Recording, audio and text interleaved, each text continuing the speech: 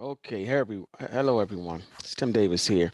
Um, Definitely wanted to not let the weekend go by without giving those who do um,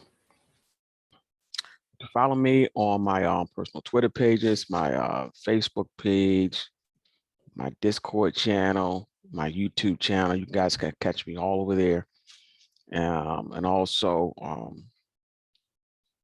with Price Action Traders. You can find me there as well.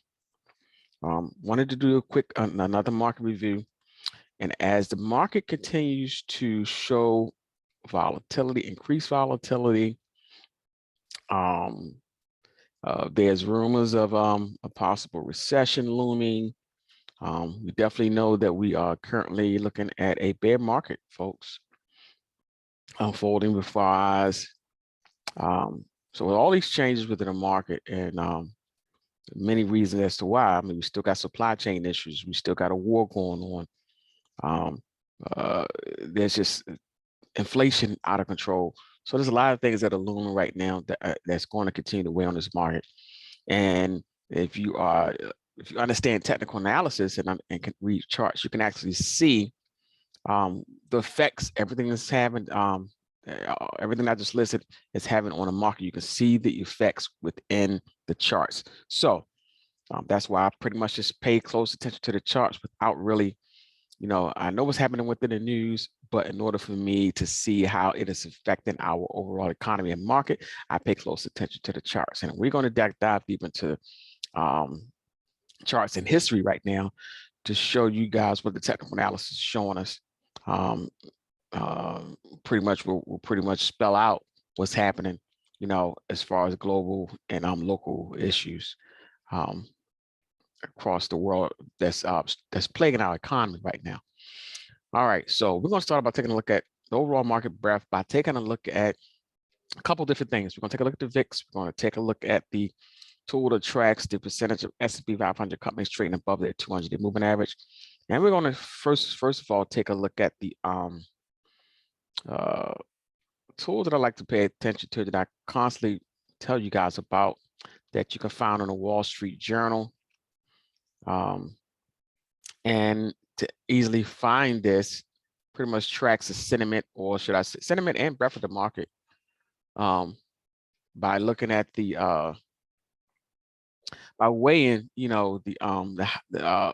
the new 52-week highs versus the new 52-week lows. When you can look at that particular ratio, whichever ratio is winning, whichever one is winning is outpacing the other. That is pretty much a breadth of the market. That shows you what the sentiment is. That shows you how investors and traders are leaning. So again, if you want to get to this tool easily, you just come to my Twitter page. Here's my Twitter page. God's Child at God's Child Tim. You can find me there, and I keep this pinned to the beginning of my Twitter page. Found this by paying attention to or following AJ Monty, which is also a technical trader who actually pays attention and uses technical analysis quite a bit with Market Rebellion crew.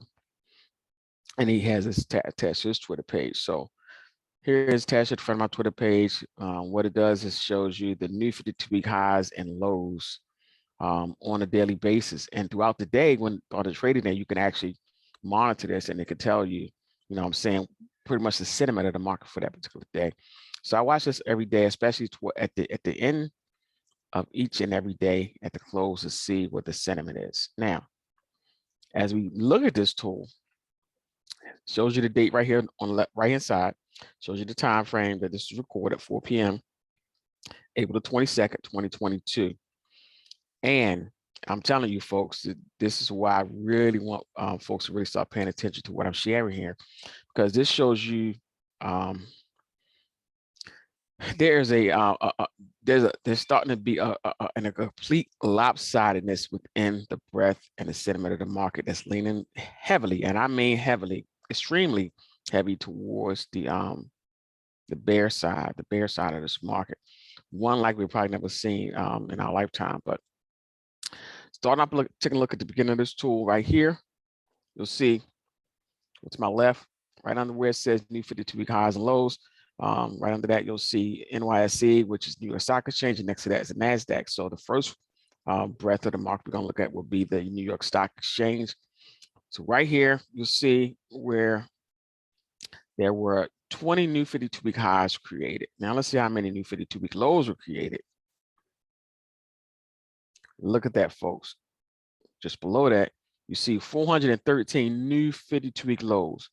And I did the math, folks. That is a 15 to 1 ratio. So 15 new lows created versus every new one high.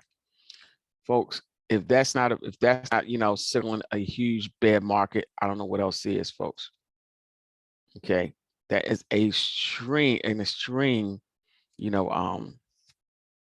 highs to lows ratio. Now let's take a look at the NASDAQ. Is the NASDAQ showing new 52-week highs, 44. Let's scroll down. New 52-week lows. Look at that, 646. That's even a bigger extreme. Looking at the NASDAQ. That's showing that's a 21 to 1 ratio. So for every 21 new lows created, there was one new high. That's extreme ratio leaning towards the bear side, folks. That's a big extreme. So when I look at this puts in my mindset is that where would you want to be focusing your trades on the new 52 high side, on the bullish side, or would you want to stick with where everybody's putting them bet on? It's like everybody's betting on stocks going much lower. I'm saying 20 to 1. I'm going to stick with the 21, not the 1. New York Stock Exchange 15 to 1. I'm going to stick with the 15, not the 1. So I'm going to stick with where the money is flowing. The money is flowing on selling this every rip in the market. Every time the market goes up, it's like the bears are taking advantage of every rip in this market. So I'm going to focus most of my trades on bearish trades to the downside in this overall market. Okay. All right. So now we got that out the way. Now let's take a look at the tool that tracks these stocks that are trading above the 200-day moving average in S&P 500. That is the, using Thinkorswim, it's the SPXA 200-hour.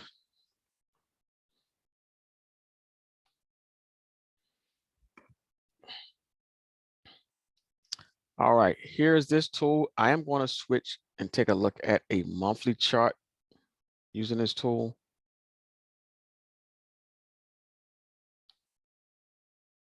All right, now, hence, like I told you guys before, who've been following me here, the highs that we have gotten here, and this is in history too, folks. Let me is at 97%. So it was at one point in 2021 that we had 97% of the S&P 500 trading above the 200-day moving average. Where are we now? As of Friday, was it April the 23rd, I believe, because now it's Monday the 25th. So April the 22nd. All right, where are we at now? We were at 97% back in April 2021. We are now at 43%. Look at the top of my screen, 0.43%. So less than half of the S&P 500 stocks are trading above the 200 moving average, and that number continuously gets lower each and every month. All right, now let's look at the history, and you see what happened in history.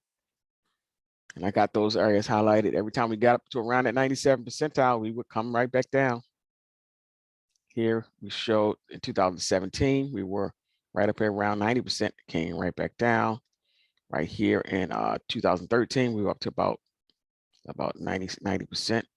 And it took from 2013 till about 2015 in order for that to finish washing out. And then here are the big ones.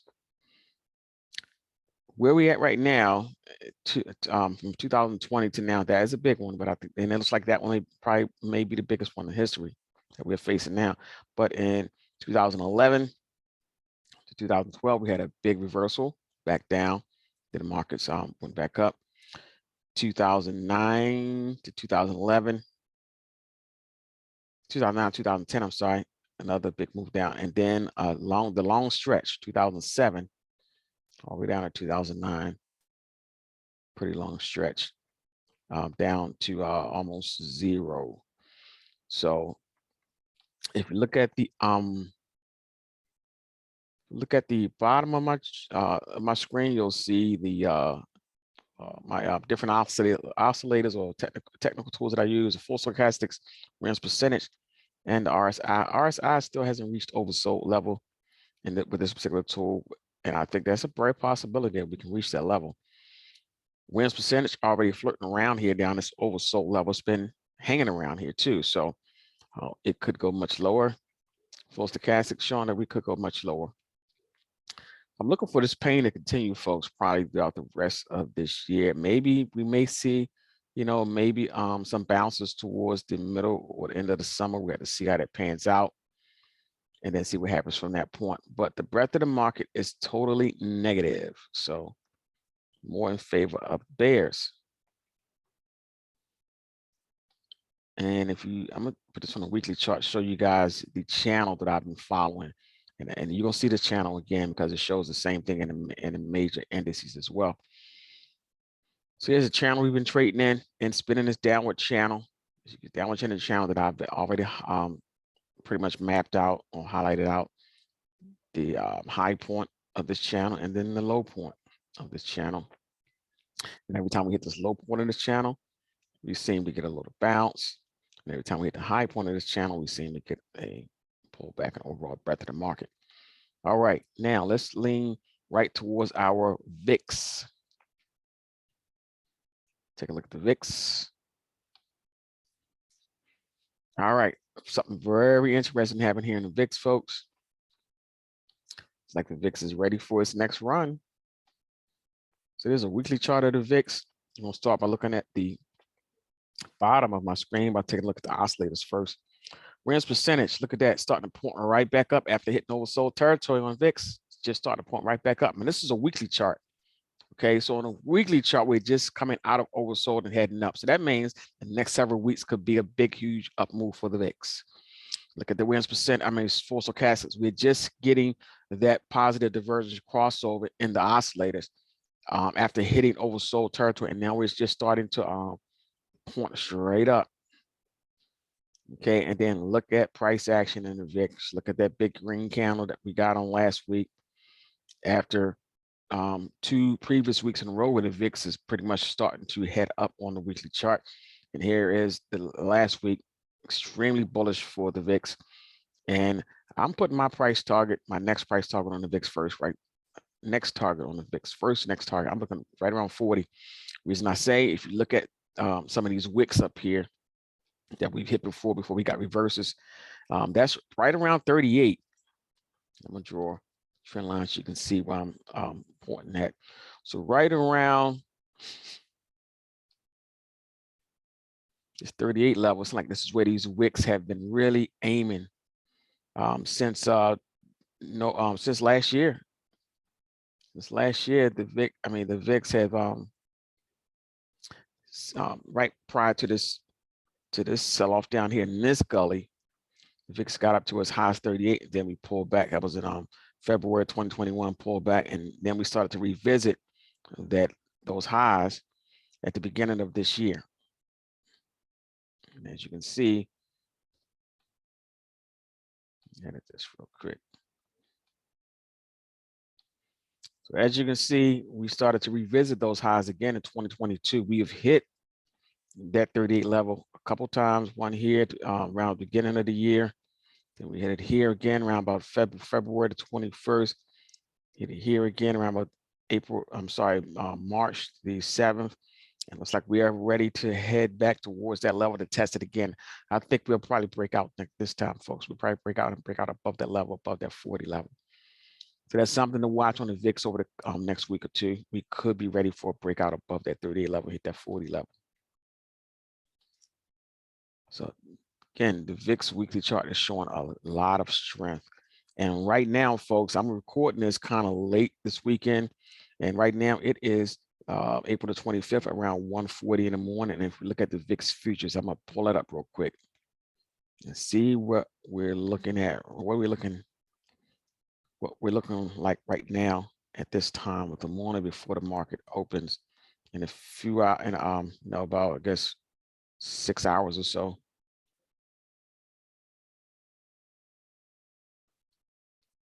Here is a, and let me switch this to a current daily chart. All right, here's a daily chart on VIX futures, and look at that. So we sold off from March the 7th all the way till about, beginning of April, when we stayed down below the 250-day moving average, which is my red line here. So we could continue to base or form a bottom around this 250-day moving average, and then we started going back up. So right around April the 21st, the VIX started heading back up, getting that bounce off of that 250-day moving average. And look what we're doing. We're starting to head higher. So it looks like selling May and go away is probably going to end up being a real thing this time of year. VIX is already showing on this daily chart that it is bouncing off of that 250-day moving average, and we are going higher, folks. This is the VIX futures. Middle of the morning on April the 25th, VIX is already back above the major moving average, back above a 50-day moving average, back above the 200-day. So it's like there's a lot more pain ahead that's starting right now as we speak. All right, so that's the VIX. So we took a look at the VIX. We took a look at the SPXA 200R. And now let's take a look at the major indices. We'll start by taking a look at the Dow Jones.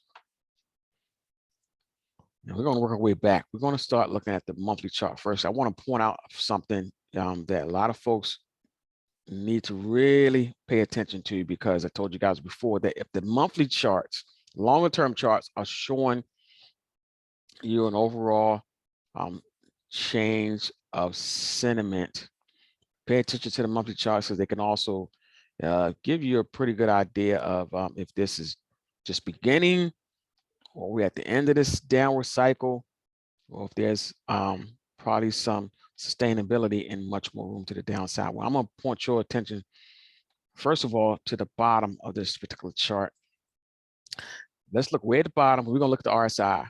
So RSI, look at RSI right now on this monthly chart. Looks like we are sitting right around the 50 level, 56.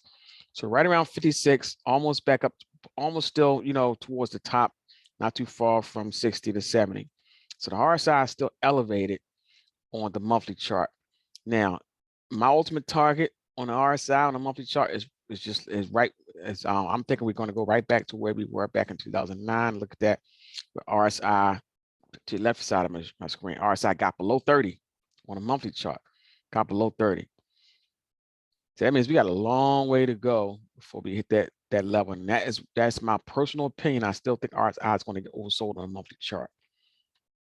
Now, I wanted to point this out because I want people to pay attention to, and this is basically I'm throwing out a warning to all those buy and hold investors who say, well, man, who really believes, you know what I'm saying, and it's good to average in, but where you averaging in at? Are you starting to buy? Are you still buying the market at the top? If so, let me show you what happened when folks started to see a little pullback back in 2007, 2008, started buying immediately. And it took over a year for the market to finally find a bottom. This is what happens. This is what will happen to your overall portfolio if we are in the same type of scenario that we were back in 2008, 2009. So to the left of my screen, you'll see, and I'm going to try to pinpoint this, right around November of 2007, right around November of 2007, and you can see where we started to trade lower, and I highlighted that and I circled that area. And from there, we went from 2007 all the way down to 2009, where the RSI got oversold, and we hit a reversal point. Okay, so the Dow Jones in 2007 was trading right around 14,000, and in 2009, got down to as low as 6,000 or 7,000, around 6,500. So that's a big drop. But I say that to say this: if you would have bought back in 2008 or 2009, saying, okay, well, the market's falling, I'm gonna start buying stocks, just buying stocks. Well, that was fine, but you'd have been better off if you would have, actually bought in 2000, the bottom of 2009, because you bought up here at the top, 2007, when market first started trading downward. You pretty much were losing money and did not break even until from 2008 all the way until where this other circle I got highlighted, 2013. That's where we made it back up to that level. That's where we made it back up to around 14,000. That was back in March of 2013. We made it back up to 14,000, where you started buying in at back in 2008, 2007. I'm sorry. So that, folks, that's a total of nope, more than that. 2007. It's a total of 7 years. 2007 to almost 2013. It's almost 6 years, folks. A little bit more than 6 years. For you to first of all break even. Then you didn't start making money, until about the midway point of 2013. So it took you 6 years in order to just break even. So that's 6 years to break even if you started buying too early at the beginning of that downward cycle. Now, had you waited until we started to see some oversold territory on the monthly chart in March of 2009, you would have fared much better. Okay, I say that to say because I've been hearing folks saying that that they're starting to lean into this market, what I'm saying, and be a long-term investor. Well, I still think it's a little early, folks. That's my honest opinion. I think it's a little early. Now, so what if, I'm gonna look to the right side, what if, where I got highlighted now, where we at now, beginning of 2022, what if this is the start of a longer term downward move like we seen again back here, 2007? What if this is just a start? What if this year is going to be floating around this high, and then all of a sudden towards the middle and the end of 2022 that we see bigger, steeper move, and in 2023 we continue to go steeper like we did from 2007 to 2009. That was a 2-year downward move. What if we're in that process now? So I say that to say this is not the the best time for a long-term buy and hold investor to just jump in with all their money and just start buying all these stocks and just sitting back and wait, because it could take you, if you buy now, it could take you up to 7 years, up to 6 to 7 years in order for you to see a real profit. Okay. And what if this time is worse? What if this time it takes, 10 to 15 years for us to get back to this level? The market, the Dow Jones was as high as 36,952. Right now, Dow Jones is at 33,811. What if we continue to shave off points away from this? I mean, go deeper away from that high. You know what I'm saying? And you're buying already. And what if we continue to go down for the next, year or two, and it takes 15 years to get back up to the high, which means it's going to take you, a long time for you to see a profit if you're buying now. So you got to have other strategies besides this buy and hold mentality when we are facing a possible recession and the market is like it's just beginning its down move, folks. You got to be a little more wiser than that, because it's just like buying. It's like holding on to the bag. You know what I'm saying? You're buying here and you just riding this wave out.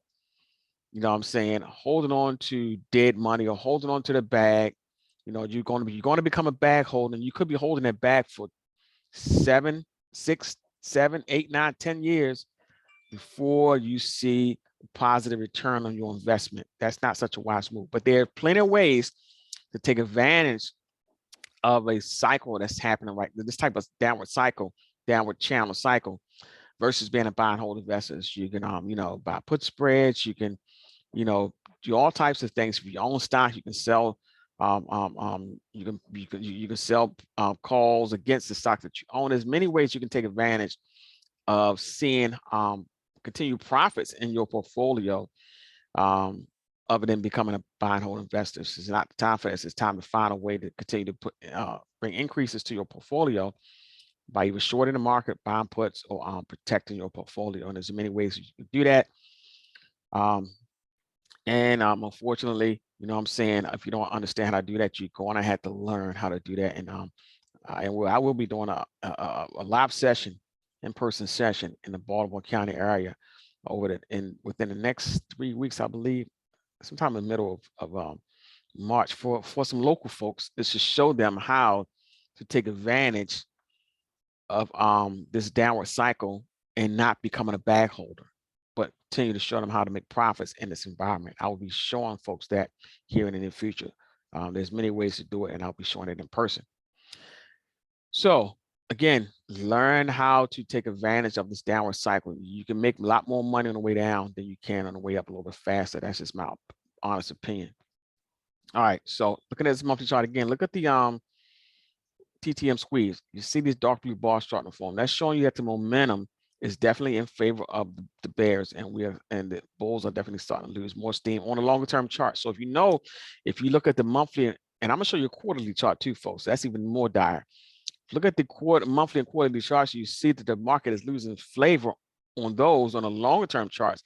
Why would you think about even trying to being a buy and hold investor right now? It's just the timing is just not right, folks. All right, look at the full stochastics. Look how the full stochastics really started to fade back in September of 2021. Then we starting to really dip on full stochastics right now, below that overbought territory. Variance percentage, even more dire. Variance percentage is just straight down, almost to the oversold territory. RSI is the kicker, folks. I'm really paying attention to this RSI, because I think the RSI is like it's the lagging indicator. It's going to take a while for this RSI to continue to play out, and so we may see this market trade this way for the next year or so, folks. We got to just got to see. The RSI gets down this oversold level, then I'll be willing to start to say, okay, buy and hold investors, you can start nibbling at this market. But I don't think it's a wise decision to nibble right now if you're a buy and hold investor. We may not see this, it's another all-time high in this market anytime soon, folks. That's just for us, it's a warning. That's a possibility. All right. So got that out the way. Wanted to really focus on this monthly chart. I want to show you guys how dire the market looks right now. Now let's switch real quick, take just a quick glance at a quarterly chart of the Dow. And actually, I want to switch to, I think I want to switch to S&P.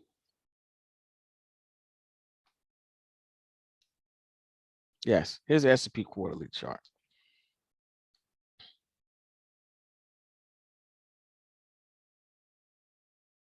So another reason I wanted to point out this S&P quarterly chart, because this even, I noticed something on this. This even showed me something that was even more dire. That's why I said it. You never know how long we're in this downward cycle, and it could be for a long time. You never know how long this can be, because I've highlighted here on this S&P. S&P did almost a little worse than the Dow Jones did over the past 20 years or so. Because here I highlighted to my left, back in 2000, when the S&P started to go down, it started to recover from, it went down from 2000 all the way down to 2002, it looks like, started to recover. But had you bought here in 2000 at this peak here, right around this 15,000 level, okay, you didn't really start seeing a profit. Not a profit, because if you bought here at this high, 2000 to 2000, you just recovered and almost broke even right back in 2007. And then the market started going down again. So you really did not make money if you bought in 2000. Look how long it took them. If you bought the S&P in 2000, you didn't start seeing a profit until 2013. That's why I was saying that who knows how long this process could take where we're at now for you to see a profit. Those folks who bought the S&P in 2013, it took, I mean, 2000, it took them 13 years to see a profit. 13 years to actually see a profit, folks. All right.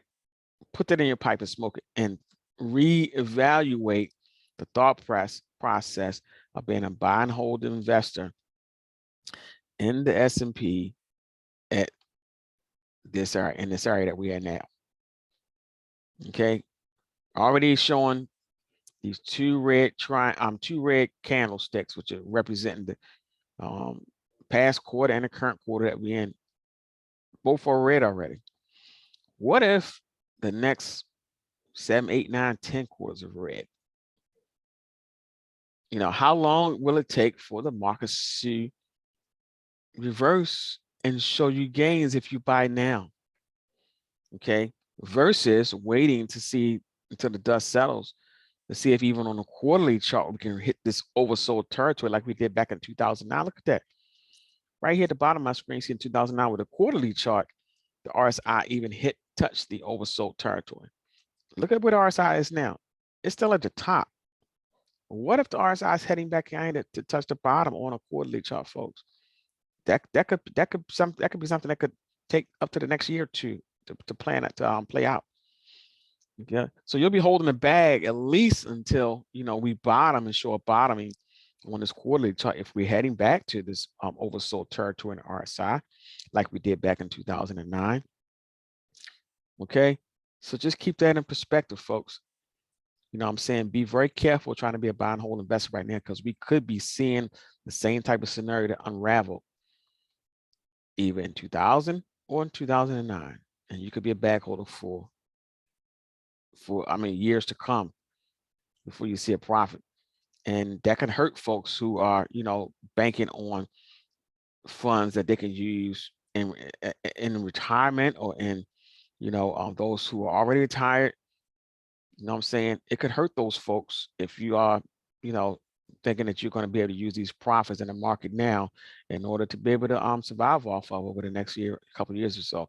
What if it takes the next 15 years in order for you to see a real profit that's going to help you out in your retirement? It may be too late for some folks. All right, so again, here's a quarterly chart of S&P. As you can see, I've highlighted where we're at now, 2 red quarters in a row already.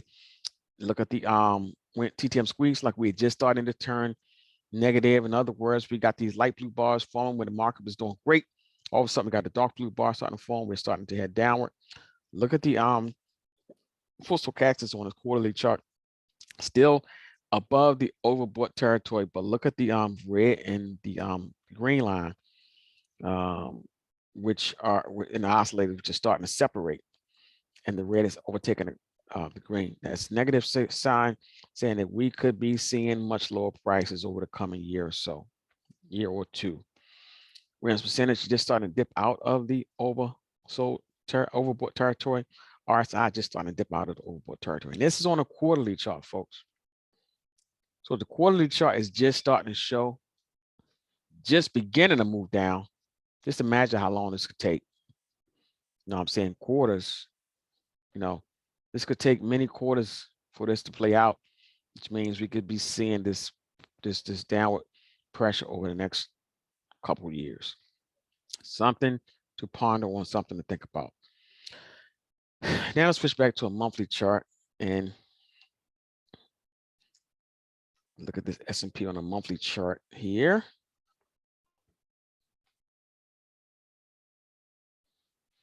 All right, so here's a monthly chart at S&P, and again, we are in this downward cycle, in this downward channel. Every time we have made it up to the top of this channel, we start to head back down to the bottom of this channel. Stochastics pointing straight down, wins percentage pointing straight down, RSI pointing towards the downside. And let's switch to a current daily chart. Here's what we look like in real time. Every time we make it back up to the top of this channel, we start to trade down, and it looks like we're heading back down to the bottom, towards the bottom of the channel, possibly in the near future. It's daily chart at S&P. Now let's look at daily chart of the NASDAQ. Switch to NASDAQ futures, since futures are running. And here we are in oversold territory in the daily. So Now, let's see, we hit the top of this channel around here. It's like we're heading back down to the bottom of this channel. So I would not be surprised to see a possible, and I always to see possible because you never know how these markets can flow, but a possible bounce sometime in this week in the overall markets. It's like we are possibly heading back down towards the bottom of this channel, and we get down to the bottom of the channel, we could possibly see a small bounce, and that's a bounce within within a bearish market. So if we get that bounce, that'll be a bounce within the bearish market, which means same type of scenario, folks. See this rally here, sold off, and then we start to create these lower lows every time we come back to the bottom of this channel. So overall, that's still a bearish signal. And I already showed you the market breadth. Sentiment is totally negative right now. So I'm looking for probably another quick washout probably sometime this week before we see a bounce in this market in general. But like I said, it won't be a sustainable bounce. It'll be, you know, a pop, and then it'll be a possibly sell the rally again. All right, let's take a look at the Russell 2000. The Russell futures chart looks the same. Again, we are still hovering right around the top. I mean, midway from hitting the top of this range, we are pointing downward now. So it's like the market wants to show pressure to the downside on the futures for our Russell as well. And again, we could be very well be heading back towards the bottom of this channel. That would take the Russell back down below 1800. So decide it pans out if we hit the bottom of this channel sometime this week or not. Then see if we get another bounce. But this is an overall downward channel. So anything within this channel, folks, is not good. In order for the bulls to really see an achievement, they would have to break out the top of this channel and start to really catapult higher. And I don't see that happening anytime soon. All right. All right, folks. I think I broke everything down to you. I really wanted to hone in and pay close attention to the market, the overall indices in general, because there's a lot happening beneath the surface. And I want to make sure people understood and see what I'm seeing. And I wanted to paint that picture that this is not a good sign for these buy and hold investors, folks. Now, I'm just going to do a quick glance at the crude oil, and this too, folks. And I'm starting to really pay attention to this, because when crude oil starts to sell off along with the markets, that could be another that could be something to really pay close attention to, folks, because that is a definite bearish sign for overall markets. So crude oil hit these highs, got up to around this 1,615 level was the highest we got, and then we started to sell off. So I'm paying close attention to this. And crude is backing off of this this resistance level that we hit. It's like it's backing off of that level, folks, and starting to trend downward. So pay close attention to that. If crude really starts to sell off, then that could, be a sign of the same thing that happened back in 2009 when crude hit a peak and we started to sell off.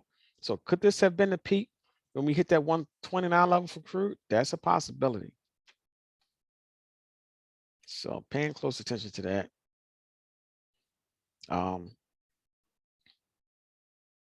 So here's crude right now. I thought we were going to get a breakout in this tweezer type action. Looks like we are not getting that breakout, folks. We could be heading lower in crude as well. So that's something to pay close attention to. And looking at gold, same type of scenario. Gold is still in this channel. And looks like we're heading back to the bottom of this channel, but this is an upward trending channel, though. So on the weekly chart, so we could be heading lower in gold and silver as well, but they're all in an upward trending channel, which is still, threatening a breakout. And don't like we don't get that breakout just yet, but I still think gold still has the ability to break out above the 2000 level, sometime this year or next year. So that's something to pay close attention to. Let's go breaks this lower channel, lower trend line. We could see higher prices in the future, but right now everything is being sold off.